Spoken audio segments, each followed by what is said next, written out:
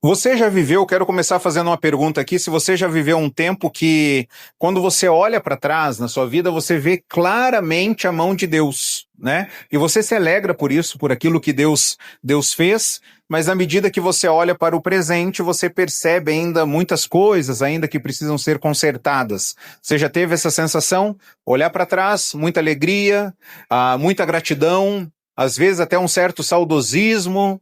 Nossa, eu queria voltar aquele tempo. O tempo bom que foi aquele, né? Depois que passa dos 40 anos, a gente começa, parece que falar mais isso, né? Que tempo bom era aquele quando a gente poderia fazer isso ou aquilo.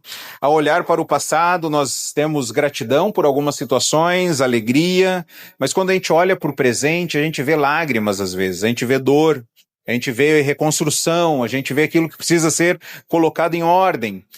Na minha caminhada, eu já compartilhei isso para os irmãos da minha caminhada cristã, eu sempre fui uma pessoa de olhar as partes que precisam ser ajustadas, consertadas.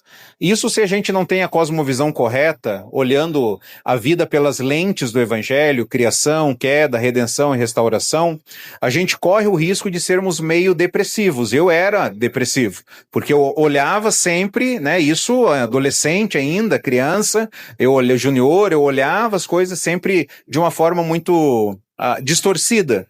E aí quando, mesmo criança, junior, passava um tempo, eu falava assim, puxa, mas legal era aquele amigo, legal era aquela casa, legal era aquela circunstância, legal era aquilo que a gente morava naquela rua. E deixava de viver o presente, deixava de viver o agora. O tempo foi passando e Deus trouxe um versículo muito especial ao meu coração, que está lá em Eclesiastes capítulo 7, versículo 10. Ele diz o seguinte: não diga, por que os dias do passado foram melhores que os de hoje? Pois não é sábio fazer esse tipo de pergunta. Se você tem essa tendência, como eu tinha também, de ficar olhando muito para o passado e falar como era bom aquela época, como eu gostaria de voltar a viver aquela época, aqueles dias foram melhores do que os dias de hoje. Eclesiastes fala que não é sábio fazer esse tipo de pergunta. Ou seja, entre as três palavras, ontem, hoje, amanhã, o Senhor quer que a gente escolha hoje. Olhar para o passado, sim, com gratidão e com alegria, olhar para frente com esperança, mas olhar para o hoje, para o agora, aquilo que Deus espera de nós, que nós façamos agora. O Salmo 126, ele foi escrito exatamente para pessoas assim, que olhavam para trás, que tinham uma gratidão, mas que estavam olhando para o presente, algumas coisas que precisavam fazer ainda, e olhando para o futuro, algo que precisava ainda manter a esperança. Então vamos ler o Salmo 126, e você verá aqui do versículo 1 até o versículo 3, essa perspectiva passada, esse foco no ontem, o versículo 4, esse foco no hoje, e o versículo 5 e 6, esse foco no amanhã. Veja o que diz. Quando o Senhor trouxe os cativos de volta a Sião, foi como um sonho. Então a nossa boca encheu-se de riso e a nossa língua de cantos de alegria. Até as outras nações se dizia, o Senhor fez coisas grandiosas por esse povo. Sim, coisas grandiosas fez o Senhor por nós, por isso nós estamos alegres. Senhor, restaura-nos, assim como enches o leito dos ribeiros no deserto. Aqueles que semeiam com lágrimas, com cantos de alegria colherão. Aquele que sai chorando enquanto lança semente, voltará com cantos de alegria, trazendo os seus feixes. Esse cântico, ele está bem relacionado aqui a um momento da história onde Deus trouxe de volta os cativos da Babilônia, trouxe de volta para Jerusalém. Então ele se refere a esse retorno dos judeus depois de 70 anos que eles estavam lá. Eu não sei você, mas eu tenho sempre aquele desejo, aquela vontade de, Senhor, faz agora, faz na minha geração, faz o extraordinário, né? E eu sempre tinha, e coincidindo com aquilo que eu tenho estudado, né? E aquilo que eu tenho lido na palavra, aprendido do Senhor, preparado essas mensagens, é muito interessante aquilo que Deus tem ensinado ao meu coração. Por exemplo, essas pessoas, elas passaram 70 anos no cativeiro em Jerusalém. Deus havia dito lá em Deuteronômio, se vocês me obedecerem, eu vou abençoar vocês. Mas se vocês não me obedecerem, eu vou trazer outros povos cujas línguas vocês não conhecem e vão levar vocês daqui, eu vou trazer juízo para vocês. E o povo não obedeceu ao Senhor e foi levado cativo para a Síria, foi levado cativo para a Babilônia. E talvez quando eles estavam vivendo lá, eles falavam, não, Deus é tão misericordioso que ele não vai nos punir agora. De repente, eles foram levados. Talvez aqueles que chegaram na Babilônia falaram assim, a gente só vai ficar 1 ano aqui, Deus é muito bom, a gente volta. E Deus usa o profeta Jeremias, o livro de Jeremias, falando, não, é para vocês comprarem casa aqui, porque vocês não vão voltar rápido. É para vocês plantarem árvores aqui. E é para vocês orarem para Deus abençoar a nação da Babilônia, porque a bênção deles vai abençoar vocês também, vocês vão ficar aqui muito tempo. Eles ficaram lá 70 anos. Então alguns que foram vivos morreram lá. Alguns que nasceram lá provavelmente morreram lá. Alguns que nasceram lá voltaram ainda vivos, mas talvez mais um pouco velhos. Alguns que já estavam lá, criaram amigos lá, se relacionaram lá, tiveram que deixar depois a Babilônia para vir agora para Jerusalém, que havia sido destruída. Então esse cântico aqui ele está se relacionando a esse momento desse retorno dos exilados. E esse retorno, Deus cumprindo a profecia, Deus trazendo eles de volta. E aí quando a gente olha para toda a história, gente, a gente vê que a nossa vida é só um fragmento. A nossa geração é só um fragmento. Desde que eu vim para Iracemápolis, né, sempre compartilhei para os irmãos termos uma igreja saudável, termos uma igreja relevante, uma igreja que faz a diferença. E olhando para tudo isso que Deus tem me ensinado nos últimos meses, talvez a nossa geração pode ser, que a gente ainda experimente ainda. Uma igreja forte, atuante, relevante, mas pode ser que Deus está apenas nos usando na construção de algo que Ele ainda vai fazer. Talvez 2 gerações, talvez 3 gerações, mas Deus está nos usando nesse momento, agora, no hoje. E Deus traz então o povo cativo de volta. Esse termo usado aqui para restauração, nesse versículo 1 aqui, é o termo que foi usado em Esdras, o termo que foi usado lá no livro de Neemias, quando o povo está retornando então para Sião. Então, se ele não foi escrito por essas pessoas que voltaram, ele foi escrito para essas pessoas, serviu de exemplo, eles lembrando. E aí do versículo 1 ao 13, então eles falam, o Senhor trouxe de volta os cativos a Sião, foi como um sonho, a gente não esperava que isso acontecesse. Aí eles chegam na cidade, tem muito a ser reconstruído, a cidade tinha passado por uma guerra, agora eles têm que reconstruir, então eles estão lá batalhando agora para reconstruir, por isso que o versículo 5 e 6 fala, aquele que semeia com lágrimas vai ainda colher, então vale a pena o trabalho. O que esses versículos querem nos ensinar? O Deus que restaurou o seu povo no passado é o mesmo que transforma lágrimas presentes em alegria futura. Vamos ler juntos? O Deus que restaurou o seu povo no passado é o mesmo que transforma lágrimas presentes em alegria futura. Esse salmo é uma recordação, mas ele também é uma oração por uma restauração completa. A importância de lembrar, sim, das obras antigas do Senhor, para nós sermos encorajados hoje e não perdermos a esperança no amanhã. Se Deus fez no passado, Ele pode fazer no presente também. E a primeira lição que nós encontramos do versículo 1 até o versículo 3 é alegre-se e testemunhe pela restauração passada. Conforme nós já mencionamos aqui, né, quando o Senhor trouxe os cativos de volta a Sião, foi como um sonho, a nossa boca se encheu-se de riso, a nossa língua de cânticos de alegria, até outras nações se dizia, o Senhor fez coisas grandiosas por esse povo, sim, coisas grandiosas fez o Senhor por nós. Algumas versões, eu não sei se na sua, a minha atrás diz assim, o Senhor trouxe de volta os cativos, de volta a Sião, e algumas versões trazem o Senhor trouxe restauração a Sião. É a mesma ideia, Deus está reconstruindo um povo, está trazendo de volta esse povo, e era como um sonho, eles não ousavam acreditar. Da mesma forma como eles não acreditavam que iriam para o exílio, eles acreditavam que eles não iam voltar mais, e de repente Deus trouxe e Ele cumpriu a promessa.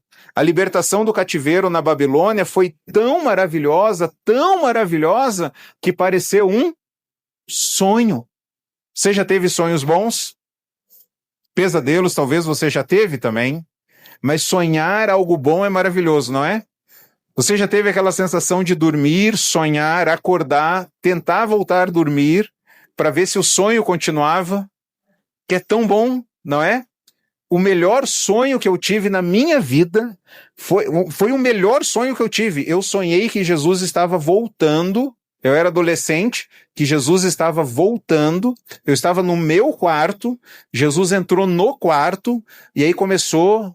E aí eu comecei a ser arrebatado indo com Jesus, assim. Aí eu acordei. E eu tinha acabado de fazer xixi na cama. Mas foi o melhor sonho. Gente, foi incrível aquele sonho, eu nunca mais esqueci. Foi incrível, lembrando assim, nossa, como eu esqueci. Se a minha mãe fosse brigar comigo que eu tinha feito xixi na cama naquele dia, o meu pai, eu não estava nem aí, porque eu tinha sonhado que Jesus estava me levando para casa. E o autor fala, isso aqui foi como um sonho, a gente nem ousava imaginar. Trouxe de volta para onde? Para Sião, a capital da adoração ao Senhor. O plano, a peça central no plano de Deus.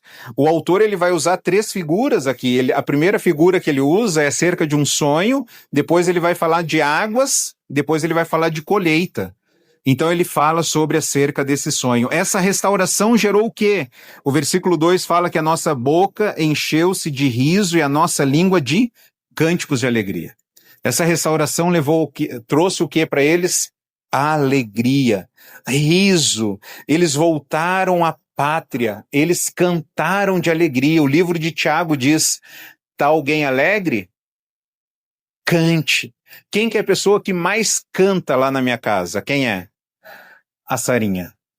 Gente, ela começa a cantar e ela vai fazendo músicas, né? Vai falando as verdades que estão no coração dela. A gente fica só ouvindo, hoje aconteceu isso. Ela estava cantando, de repente um parou, outro parou, a gente foi indo tudo para perto dela, de repente a gente estava tudo em volta, ela, gente, não é para filmar, hein?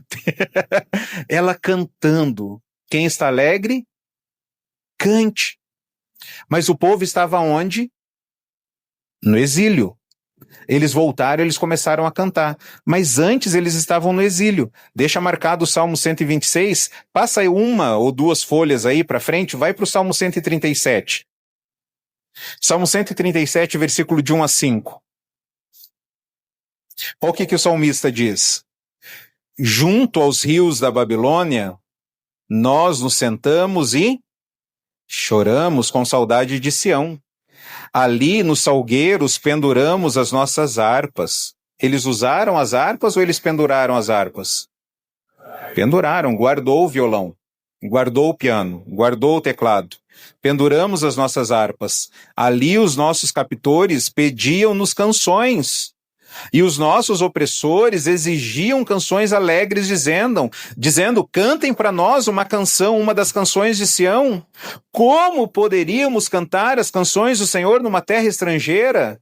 Que a minha mão direita definhe, ó Jerusalém, se eu me esquecer de ti. Eles estavam lá na Babilônia e eles haviam perdido o cântico, porque eles estavam exilados, tristes, debaixo do juízo de Deus, mas agora não, Deus trouxe de volta, então a boca deles se encheu de riso, eles estavam felizes, alegres, cantando. E essa alegria, essa restauração trouxe um testemunho às nações. Eles dizem no versículo 2, até as outras nações se diziam, o Senhor fez coisas grandiosas por esse povo. Outras nações olhavam para Israel e falavam assim, é Deus que está agindo. Olha o Deus deles que abriu o mar, que fez deles uma nação, que abençoou eles na terra, puniu eles também porque eles obedeceram, Deus levou eles cativo à Babilônia, mas agora Deus trouxe, está evidente que Deus está fazendo isso. Quando eu estava preparando essa mensagem, eu me deparei com uma frase de Bob Cook, que ele diz o seguinte, se você é capaz de explicar o que está acontecendo, então não é obra de Deus. Porque aquilo que Deus faz, muitas vezes, é inexplicável. A gente tem elementos, sim, para dizer, houve isso, mas, gente, no final de tudo, é Deus. É Deus que realizou isso, sim, coisas grandiosas o Senhor fez por nós, por isso estamos alegres. Esses 3 versículos aqui, eles falam das bênçãos de uma ação sobrenatural de Deus, como um sonho, como uma dádiva, como uma alegria que vai gerar testemunho. pois dele, por meio dele, para ele são todas as coisas. Se alegre no que Deus fez e testemunhe o que Deus fez. Irmão, sou filho de pastor, criado na igreja, Deus me chamou para o ministério. O que eu já vi de histórias nas igrejas, pessoas que não sabiam de nada, nada, irmãos, nada. Começaram a aprender a mexer na mídia, no som, aprenderam instrumento, desenvolveram liderança, desenvolveram oratória, tiveram contato com pessoas, de repente se afastaram do Senhor. E aí lá fora eles dizem assim, fui eu que conquistei isso. E a gente, como telespectador, a gente fala, cara, foi Deus. Foi Deus que te deu essas oportunidades. E agora você está rejeitando. Então, irmãos, aquilo que Deus faz gera alegria e nós devemos testemunhar. E eu quero perguntar para você, você se lembra ainda do que Deus já fez na sua vida? Você tem um diário de hora silenciosa, de devocional? Sugiro você a ter um caderninho onde você vai registrando as suas orações. Dia tal, estou pedindo isso aqui para Deus. De vez em quando você volta.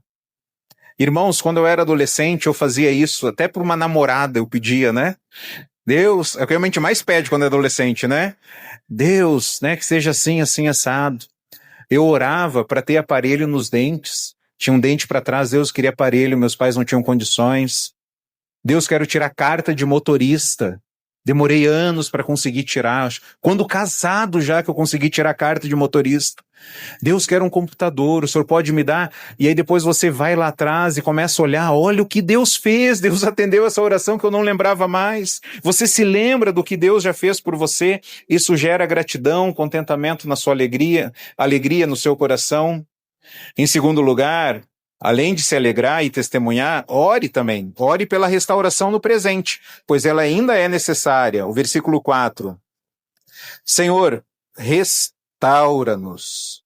Ou, em algumas versões, diz, traze de novo, traze nossos cativos de volta, assim como enches o leito dos ribeiros no deserto. Restaura-nos, ou traze de volta os nossos cativos. Por quê? Porque eles sim voltaram, mas houve 3 voltas da Babilônia. Então os primeiros voltaram, os outros continuaram. Você consegue ler essas histórias no livro de Esdras. Esdras, no capítulo de 1 a 13, ele fala sobre o primeiro retorno. Esdras, capítulo 6, ele fala sobre o segundo retorno. E depois Esdras 7 e 8 sobre o terceiro retorno. Então, o que eles estão falando? Deus, ainda tem gente lá. Completa a obra, Senhor. Conclua a repatriação dos exilados. Restaura plenamente. Traz segurança para nós aqui. Traz prosperidade, traz o shalom, traz a paz. Completa aquilo que o Senhor começou. A lição que a gente aprende nesse versículo é: ore pela restauração no presente. Quando você olha para o casamento, para a igreja, para a sociedade, fala, Deus, completa a obra. Continua agindo, Senhor. Continua fazendo aquilo que o Senhor já começou. E como que é o desejo do salmista para essa restauração? O versículo 4, como enches o leito dos ribeiros no deserto. E é interessante isso, porque os leitos, eles ficam totalmente secos no verão.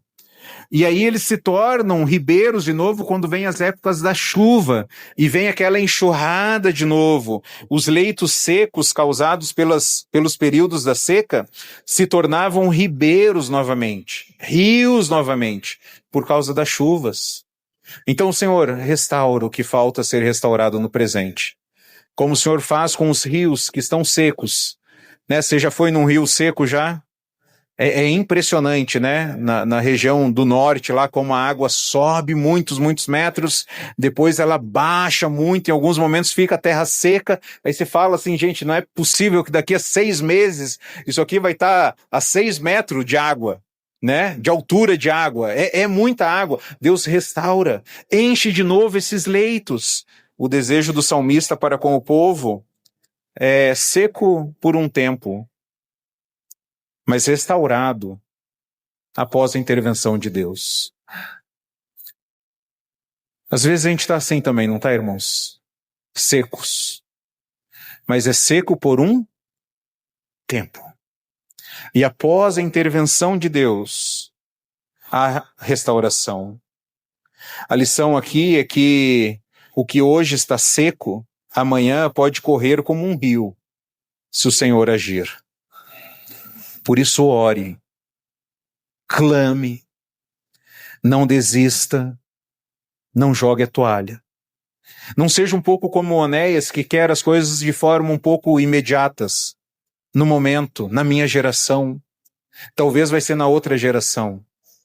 Quando eu era criança, eu ouvia inúmeras histórias, né? Não sei se as histórias eram verdadeiras ou não, mas de mulheres que oravam pela conversão dos seus maridos e que os maridos se converteram quando?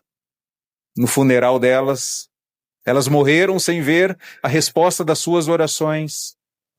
Mas no funeral, eles haviam entregue as suas vidas a Jesus. Então não jogue a toalha, não desista, aquilo que está seco hoje, amanhã pode correr como um rio. Esse versículo aqui nos ensina que algumas bênçãos vêm com o tempo. Vamos ver juntos? Algumas bênçãos vêm com o tempo. Há áreas na sua vida, família ou igreja que ainda precisa de restauração. Não perca a fé, não deixe de orar. Fale como salmista, restaura-nos, Senhor. Quando vai no médico, fala, Senhor, restaura a saúde. Quando vai trabalhar, restaura, Senhor. Quando vai no mercado, fala, Senhor, restaura. Quando vai no relacionamento, vai conversar com alguém, restaura, Senhor. Como o Senhor fez com esses leitos e ribeiros aqui no deserto, que são deserto, mas de repente eles se tornam rios em abundância. Senhor, restaura-nos. E em terceiro lugar, esse salmo aqui, ele olha para o futuro. O versículo 5 e 6, ele diz, aqueles que semeiam com lágrimas, com cantos de alegria colherão. Aquele que sai chorando enquanto lança semente, voltará com cantos de alegria, trazendo os seus feixes. O povo que havia retornado, a primeira onda, vamos dizer assim, de retornos exilados, eles voltaram e eles chegaram no hotel. Tinha mesa posta, tinha banquete, era isso que eles encontraram? Destruição. Tinha mercado até as 10 da noite?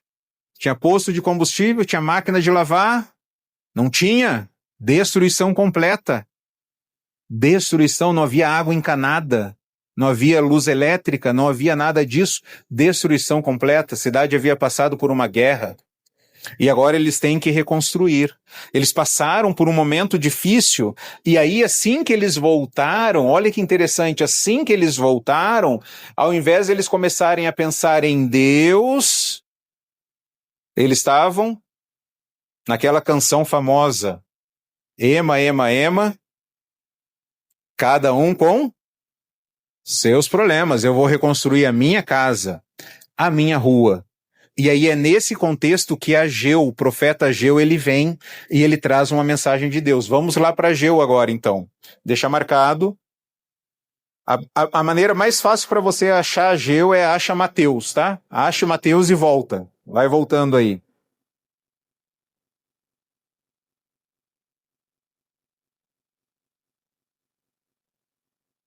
Acha Mateus, vai passar Malaquias, Zacarias aí você vai chegar em Ageu. Mais fácil, não é? Ageu.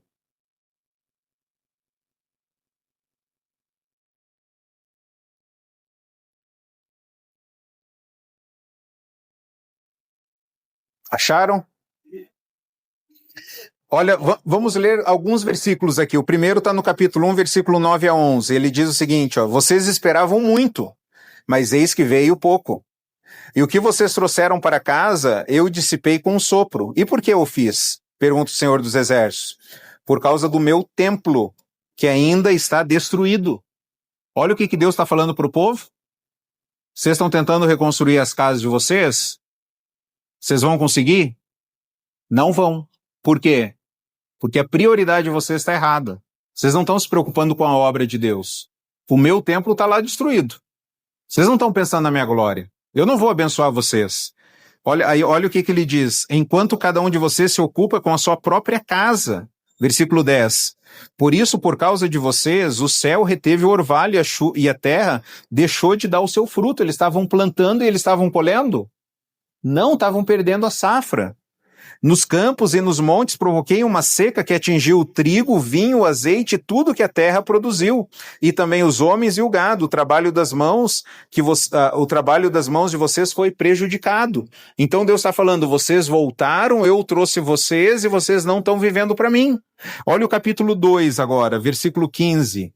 Agora prestem atenção. De hoje em diante reconsiderem. Eis que as condições...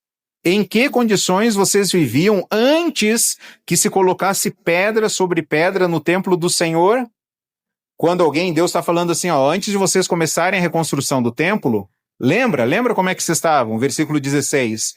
Quando alguém chegava a um monte de trigo procurando 20 medidas, havia apenas 10. Quando alguém ia ao depósito de vinho para tirar 50 medidas, só encontrava 20.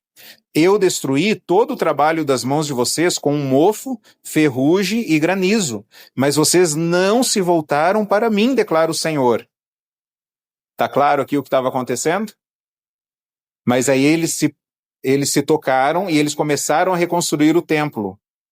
Aí o versículo 18, a partir de hoje, Deus até marca aqui, 24º dia do 9º mês, atentem para o dia em que os fundamentos do templo do Senhor foram lançados. Reconsiderem, ainda há alguma semente no celeiro?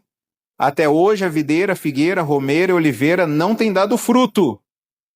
Mas de hoje em diante, abençoarei vocês. Irmãos, olha que incrível. Eles voltaram e encontraram o quê? Destruição. E aí cada um começou a pensar em quem? Em si mesmo. Eles não pensaram na glória de Deus, eles continuaram menosprezando a Deus, e Deus fala assim, eu não vou abençoar vocês. Deus é tão misericordioso, mas tão misericordioso que trouxe profetas, alertou, trouxe Ageu, alertou eles do que eles deveriam fazer, reorganizar a vida em prioridades. Primeiro lugar é Deus. Primeiro lugar é Deus. E aí Deus fala, marquem esse dia a partir de hoje, até hoje. Vocês plantavam, cultivavam, trabalhavam, nada tinha, porque eu trazia mofo e destruição. Mas a partir de agora, que vocês me colocaram como o primeiro lugar na sua vida, a partir de hoje, vocês vão experimentar a bênção sobre vocês. E aí eles deixaram, então, o foco de si mesmo e começaram a reconstruir. Então, o que essas pessoas que voltando lá para o Salmo 126, eles estavam semeando com lágrimas, estavam encontrando dificuldades, cidades, campos isolados, era muito trabalho, muita dor, muita lágrima, muita vontade de desistir. Como na agricultura, os esforços dos exilados para restabelecer a nação tinha muita dificuldade, muito trabalho. Mas eles iam ceifar com júbilo, com alegria. Irmãos, olha que salmo incrível, como é que ele começou? Qual que é o sentimento que o salmo começou com? Alegria. Ele passa por um vale de tristeza e agora ele está terminando com alegria. Ceifarão com júbilo, porque Deus reverte a sorte do seu povo. É Deus que age, é Deus que atua, é Deus que trabalha. Os gritos de alegria do passado vão ser ouvidos novamente. Eles vão se alegrar quando Deus restaura a sorte do seu povo no presente, a alegria experimentada. Então esses versículos aqui nos ensinam que tem bênçãos, que elas vêm depois do trabalho, depois das lágrimas, quando Deus é colocado em primeiro lugar na nossa vida. Tem bênçãos que são repentinas, versículo de 1 a 3. Tem bênçãos que vêm com o tempo, versículo 4. E tem bênçãos que vêm depois de lágrimas, trabalho e quando Deus é colocado como o primeiro lugar na nossa vida. Por isso eu quero deixar uma palavra aqui muito importante para você. Não despreze o processo. Não despreze o processo. A gente quer entrar em 2026... Esse ano vai ser diferente. Irmãos, eu acho que não. Eu acho que esse ano vai ser comum, como os outros anos foram. Com problemas e com vitórias. Vai ser um ano ordinário. Mesma coisa. É isso que pelo menos eu tenho me ensinado nos últimos tempos. A gente sempre espera o extraordinário.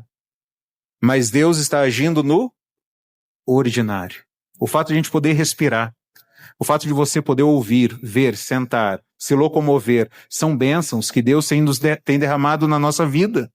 Então Deus está agindo cada circunstância. Não despreze então esse processo. A transformação, ela vai acontecer quando esse processo for concluído. E ele vai ser concluído quando? Quando nós estivermos na presença de Jesus. Não despreze esse processo. Semeie agora, com fé, mesmo se você estiver chorando. O livro de Tiago é um livro incrível. E ele fala para a gente sermos sermos pacientes no sofrimento até a vinda do Senhor. E ele usa também o exemplo do agricultor.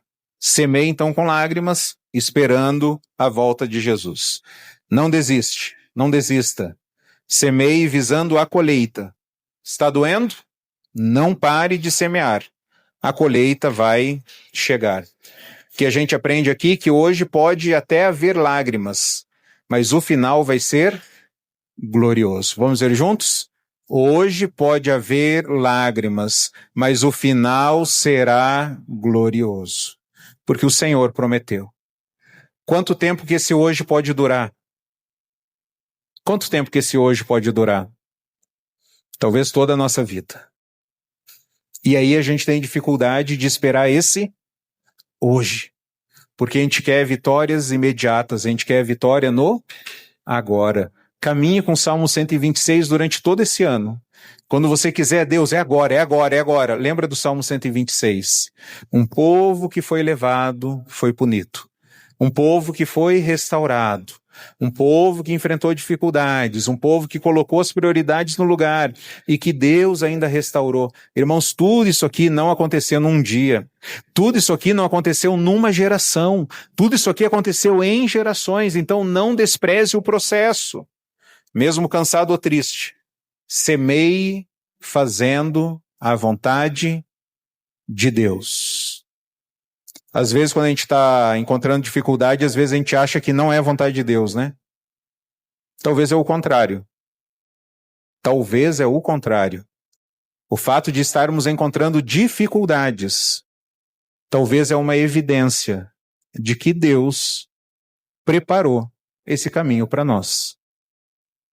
Porque se fosse fácil, o diabo ia abrir todas as portas.